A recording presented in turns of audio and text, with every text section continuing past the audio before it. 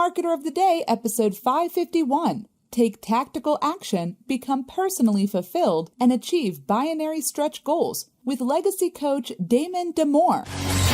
Hey everyone, and welcome back to the Marketer of the Day podcast. We're talking with Damon D'Amore, and Damon is a serial entrepreneur. He's a founder, he's a board member, and he's an advisor to multiple international companies. His website is legacymentor.co, and he specializes in legacy coaching. And by developing custom productivity systems for each individual client relating to their professional and personal development, he enables C-suite and senior executives to accomplish current tactical business goals that ultimately will facilitate their legacy. So we're going to unpack that and figure out what it all means. Damon, glad to be talking to you. Thank you for having me. It's great to be here.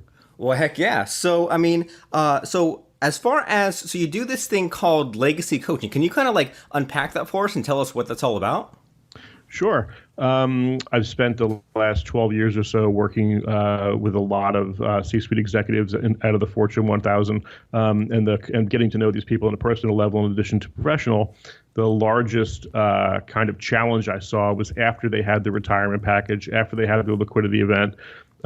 They would travel for a year and kind of do what they thought was their reward, and then come back and have an emotional crash thinking that they're going to live 30 or 40 years and they have no idea what they want to do.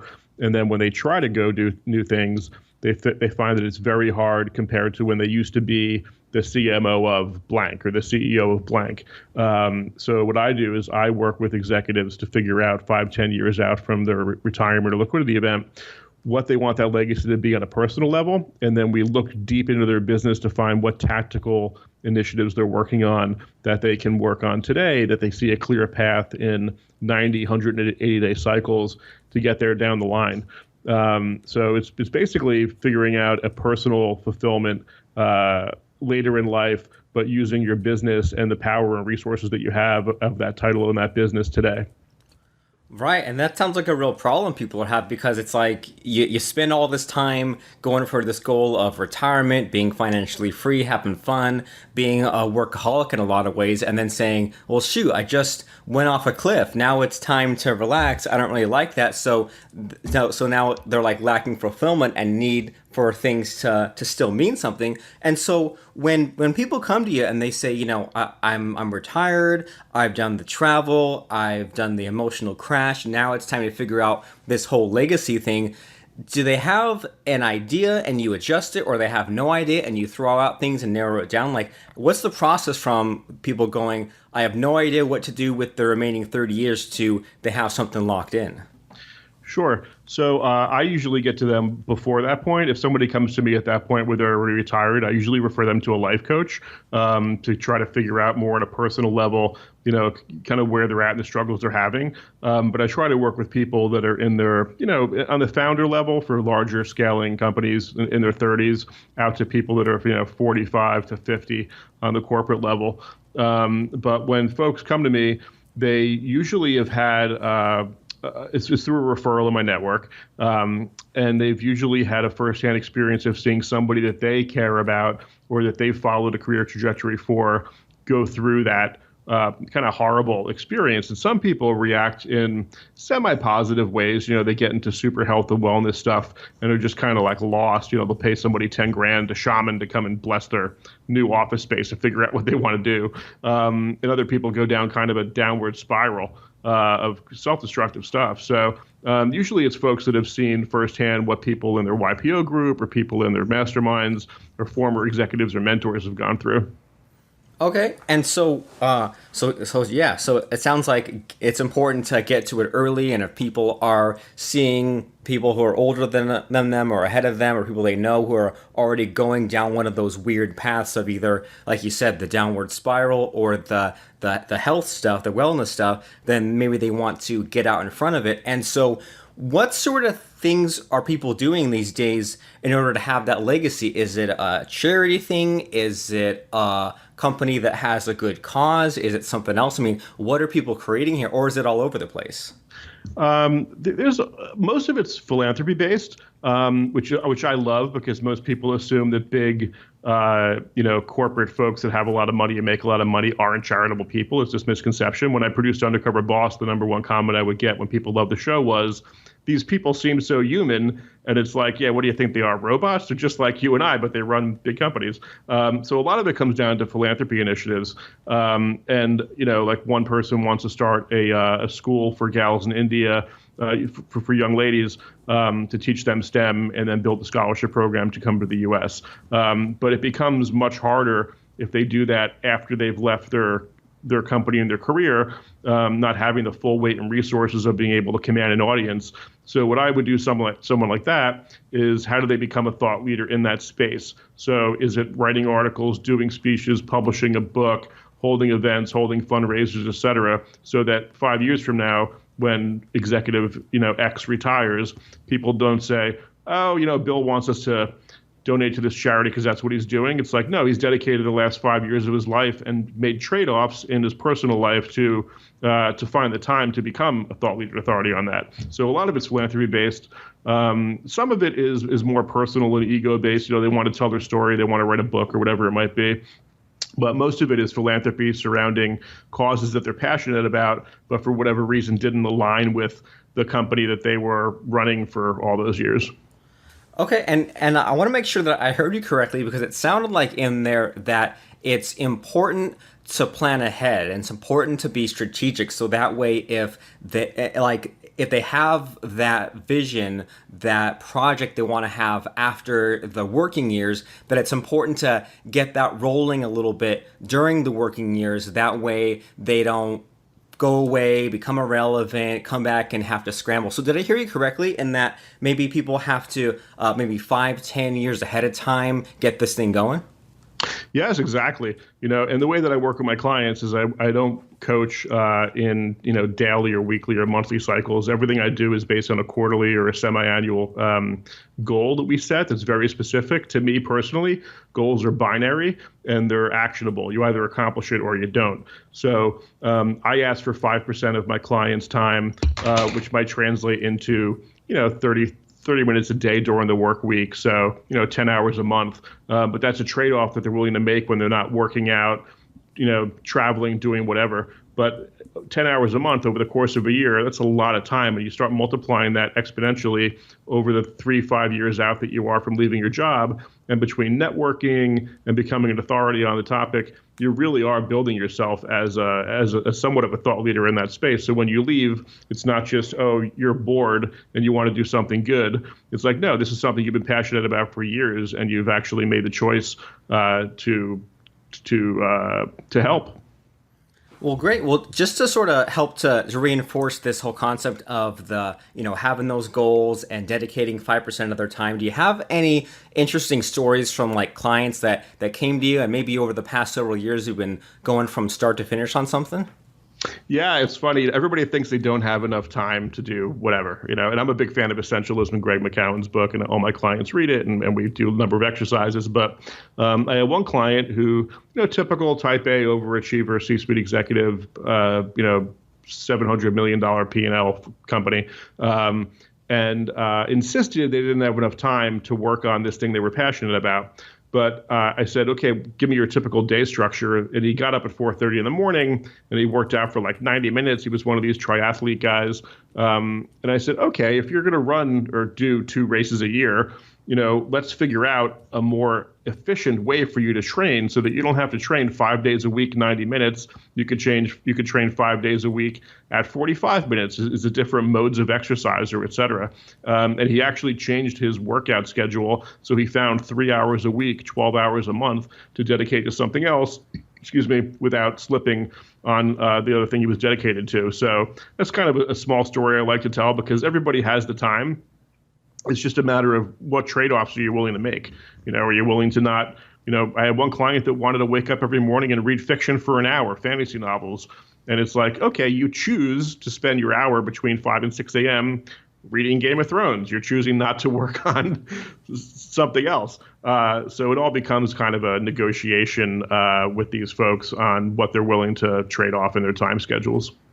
Interesting. Yeah, it's like you don't necessarily have to give up some of these other dreams or these other activities, but maybe find ways to fit it in better. And I mean, even in the case of that person reading the Game of Thrones books every morning, they could switch to audiobooks or something and just listen in the car while driving to and from other stuff. So yeah, it sounds like there's always room in the schedule to be taken out. Yeah, it's almost like negotiating with a child at some point. Like I start off, I'd say, okay, how about you read for 30 minutes a day for this week and commit to that and give me 30 minutes on working on our project. Then they kind of grudge and long and they do that. And they realize that they're still enjoying the book. And then it's like, okay, how about you give me the full hour 2 days a week, 3 days a week? It's like negotiating with a kid their bedtime.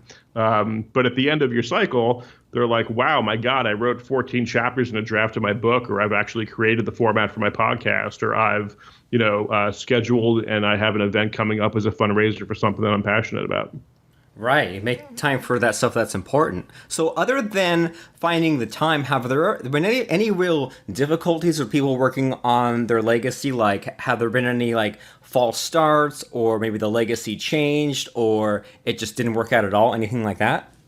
Yeah, they have false starts, which I view as a positive outcome, because a lot of these people, they'll carry a journal or keep a digital file of all these ideas they want to have and things they want to do. And I say that if you commit to a 90-day cycle and at the end of that 90 days, you realize that's not what you want to work on, that's actually empowering, because it's less stress that you're not doing it and you don't have this fear of missing out. And now it's one less thing to figure out what to focus on. So I have had clients that over the first 90 days decide it's not what they want to do and then shift to another goal. And it does become somewhat empowering, because I know I have a list of things that I want to do every year on the personal side, and then maybe I get to 30% of them, but you have to prioritize.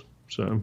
Right. I mean, it's like the Thomas Edison thing, right? I haven't failed 10,000 times, just figured out the ways that didn't work. So that's really great. That number one, they're committing to this 90-day cycle, so that way they're giving it a chance, and it seems like that removes a lot of the barrier to entry, right? Because maybe they had a certain passion project they wanted to jump into in their 30s and 40s, and they just never found the time for it. And so you're saying, well, just find the time for just 90 days. You don't have to commit to this for 5 years or forever. Just try it for 90 days and then see how you like it and reevaluate it. And if you want to keep going with it, you can. If not, then you basically start over. But this way, it's not viewing like the whole elephant they have to eat, right? There's none of that fear of biting off more than they can chew. Yeah, exactly. And all the actionable goals that I set with people, these binary goals, after our first session, which is like a 4-hour deep dive into their personal and professional life, and we build this roadmap and see what's going on and where they want to go. These goals that we set for the first 90 days, they're attainable, but they're a little bit of a stretch. So they do actually have to spend some effort. But I would never have somebody say, I want to write my whole book in 90 days, or I want to run a marathon. It's like, it's crazy. They're going to fail. But if you set them up where if you teach them that they are expending a little bit more effort and energy and making trade-offs, and they have a positive response from that, then they're more likely to keep going and dive in and really wrap their arms around it. So is there a method to the madness in that 4-hour deep dive and setting those stretch goals? Like, is it a matter of you're talking to them enough to get a feel of them, or you're writing things out on paper and budgeting and figuring out how much time things would take? Like, I'm just curious, how do you make those goals where it's a little bit of a stretch but still doable? Sure. So I start out with probably a 60 to 90-minute interview, the same way I would interview a CEO to be an undercover boss or apprentice back in the day. I'm a business guy at heart. I worked on Wall Street before I worked in Hollywood. So I love business. And most of these executives, they love their business in some cases more than anything else. So, it's doing that deep dive and kind of interviewing them about what motivates them, what they love about their business, why they do it. Then they're more open to talk about personal stuff. And once you kind of figure out what type of personality they are and what really motivates them, then we literally draw a roadmap starting at the very end of a timeline that might be called legacy or lifetime for 3 to 5 very, very specific personal and professional goals. So if they wanted to make a certain amount of money to retire or set up a foundation, what's that number? You want to have a house internationally? Where do you want to have that house, et cetera? So we set very specific goals for a lifetime, a 5-year, a 1 year, and then 90 days. And then we figure out which one of those goals in each time segment is called a game changer, which if you accomplish it will enable all the other ones. So then we draw a map between all these game changers, and then the game changer for 90 days, we literally sit down in that first session and we break into actionable, realistic goals over a 12-week period, and we assign each goal a week number so that I know what's deliverable to my client and they know what's deliverable to me. And it's very clear when they walk out of that first meeting what they're going to do for 12 weeks and what that result is. Well, awesome. It sounds very scientific, especially with those 12-week chunks mapped out and the deliverables there. And so how I guess, closely do your clients stick to this? Because, like, as you know, it's easy to map out a bunch of stuff, but then sometimes life gets in the way or sometimes things push back. So, like, how set in stone are those goals and how much do they change? Sure. I'd say about 80 to 90% of the time they are on track for those. So the way I schedule my work with clients is it's bi-weekly full sessions. And then the weeks in between those bi-weekly sessions, there's like a 15-minute Skype that's just kind of, I call it a triage. Like, what are you struggling with to get to the next deliverable? And, some people have to fly to China or something comes up in their schedule. But I feel like by having bi-weekly goals and not weekly, they can always find that time. Once in a while, they slip. On the startup founder side, startups that are well funded and scaling, I do 90-day cycles initially with a client, but on the corporate side, everybody's a minimum 6 months because I do realize that sometimes a fire has to be put out internationally or some crazy thing happens or some of these people are public officers of public companies. So in a 6-month time period, even if they missed 15-20% of those deadlines, they're still really well on track. And I'll kind of pivot and tweak goals over time. I might take one task that's due in 4 weeks and break it up into a 6-week task. But as long as they always feel like they are making actual progress in a forward direction and not just spinning their wheels to be busy, because I don't want to waste my time either. I refer a lot of potential clients to other coaches because they just don't fit my type of coaching style, and they want somebody who's less, who's going to hold them less accountable.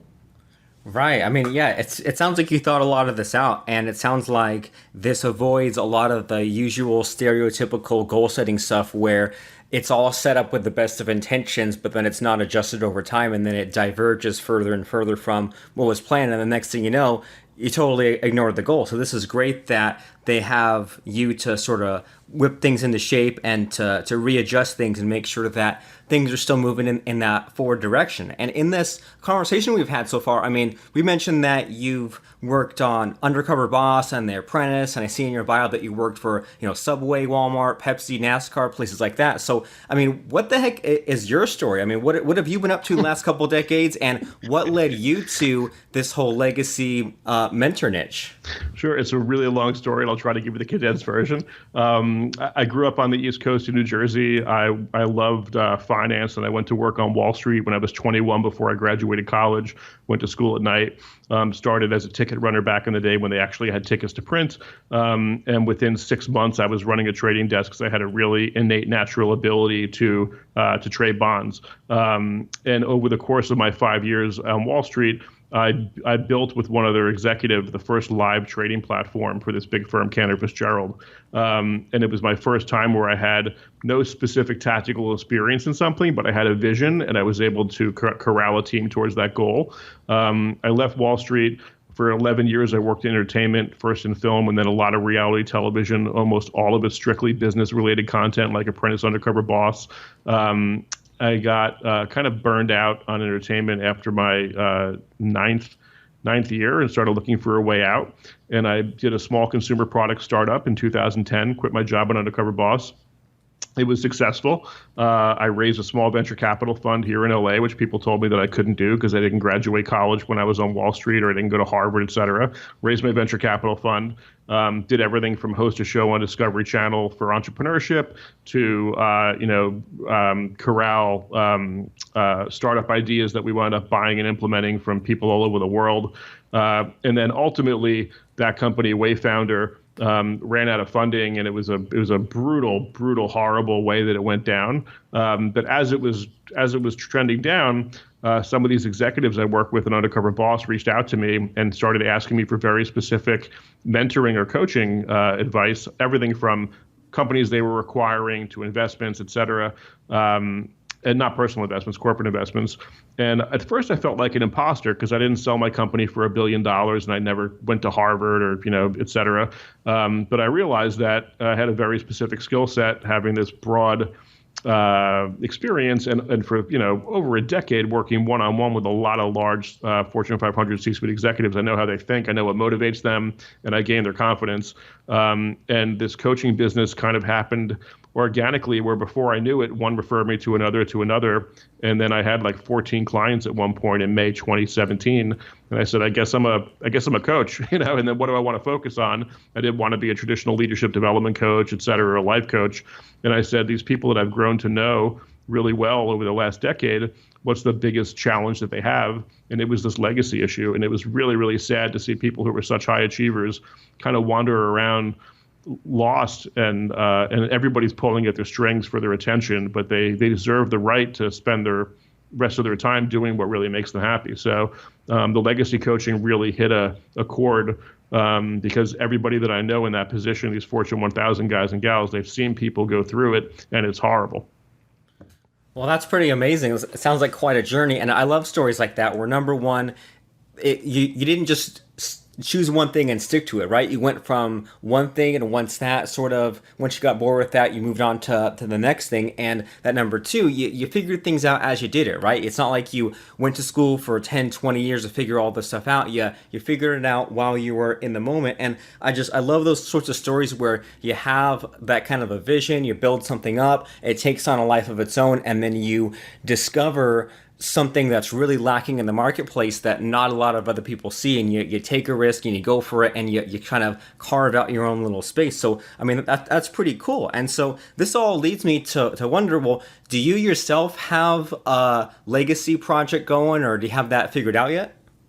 I do, at a very high level, but I've been part of a mastermind here for the last 11 years in LA of other entrepreneurs. We've had some folks with massive exits and some with smaller exits and some without an exit like myself. But the whole purpose of the group is also based on accountability and goals that are binary. So before I die, hopefully a long time in the future, I want to have made a measurable impact on society that I can measure to $1 billion impact. And that could be through scholarships, jobs created through my clients, investments, philanthropy, whatever that might be. But I'm trying to make a measurable $1 billion impact, because people always say if I had X amount of money, I'd solve whatever problem. And it's like, well, okay, let's see how many problems we can solve if we actually get to a point where we can show that we've had an impact of X dollars. And I do a lot of work with high school kids through JA and NIFTY and YBA and all these charities. And I have a very specific idea for teaching practical entrepreneurship skills to at-risk kids in high school. And that's something that I want to start funding about 3 years out from now, when if I'm looking at my roadmap and I'm able to do it.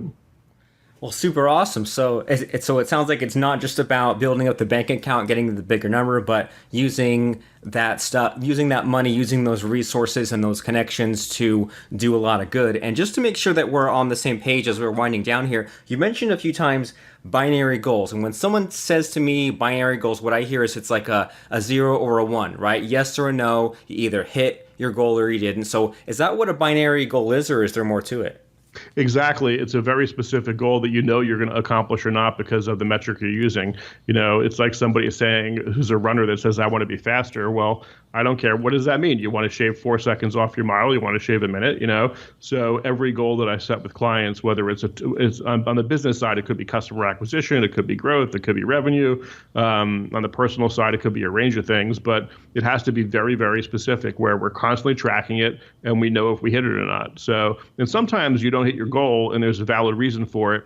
But if there isn't a valid reason for it and you just chose not to make those trade-offs, then it's on you. And I make my clients own it the same way that I show up at a mastermind the first Monday of every month for the last 11 years. I've only missed like 2 of them, because if you miss more than one in a year, they don't care who you are, you're out of the group. So it's like you show up every month and you have to say, did you accomplish your personal professional goals for the last 30 days? And if the answer is no, you better have a good reason, because everybody else has families and multinational businesses and does whatever else. So they have to be binary, and you have to own your progress.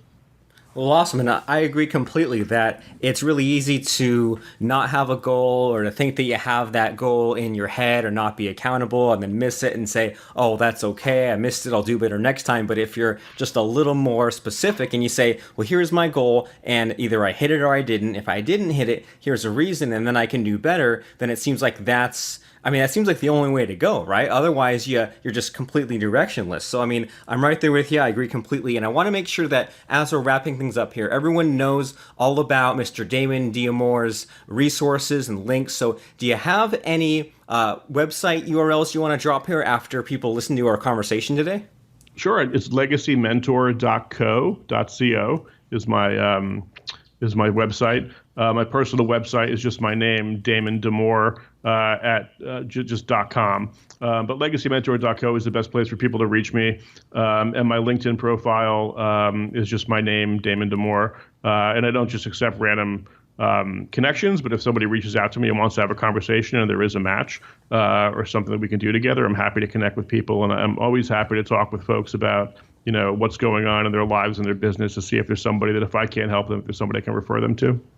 Super cool. Well, appreciate you doing that. So that is DamonD'Amore.com. That's DamonDamore.com. And search Damon D'Amore on LinkedIn. And then if you think you're a right fit or you're interested in this whole legacy mentor concept, then head on over right now to legacymentor.co. That's LEGACYMENTOR.co, legacymentor.co. So thanks so much, Damon, for being open with us and telling us about, what it all means, what we did with the money after it's all done, and being open and honest with your journey and what you have going on. You've given us a ton to think about, so I really appreciate it. Thanks for that. Thank you. This has been wonderful. It was a great conversation.